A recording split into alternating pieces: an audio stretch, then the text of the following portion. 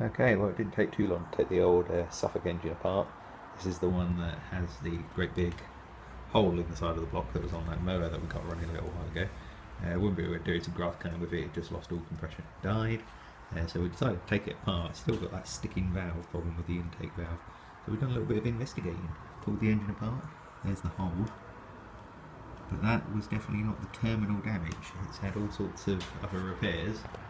The actual splash lubricator for the oil has been smashed into several pieces and then welded back together.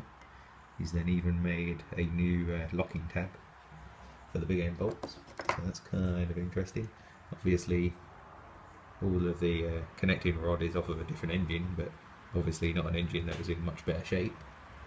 But yeah, there's various different bits and pieces that are definitely going to kill this engine at some stage.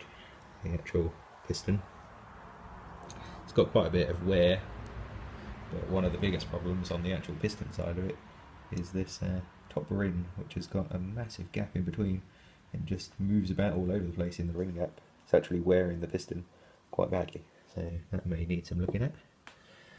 But the actual biggest problem with it is the camshaft. Looks okay, doesn't it?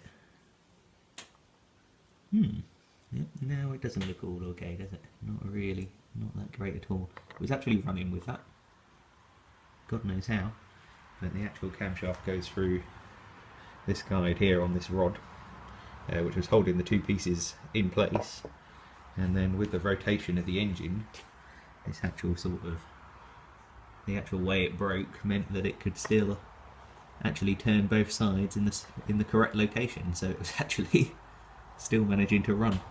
But obviously with that moving about a little bit, I'd imagine that was making the intake valve go up a little bit further than it should, which it was, and was making it stick. But the actual intake valve appears to be fine, doesn't look to be bent, doesn't seem to be any problems there at all. The followers and the lifters seem to be okay. The exhaust valve is in a bit of a crappy state. Somebody's taken a file to both ends there, so that may well be slightly bent, but again it was running on it. The actual crankshaft doesn't look too bad. The actual V end is scored, but it's not too bad. The journals look okay. It didn't have any real play at all, so that's not going to be too much of a problem. You go over here, the oil that was in it looks clean on the dipstick. It's definitely not all that pretty when you take it out of the engine. So yeah, it ran for about an hour on that. Probably a good idea to always drain them and put some fresh oil in them, whatever condition they're in. But yeah, luckily we've obviously had a few Suffolk engines in the past, so we've got some spares. Got this camshaft that will go back in it. And likewise we should have an exhaust valve that we can put in it, so we don't have to reuse that old one. I should have another one that will be in slightly better condition that we can put back in. But yeah, other than that, no real surprises.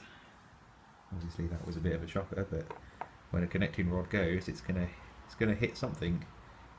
And this one went with such a bang, it snapped the camshaft clean in half, and also managed to put a good inch hole in the side of the block, which is some going when you think about how thick these cast iron blocks are. That's the thickness of them. They're not that thin. They're pretty lumpy engines. But yeah, should be able to get it going again.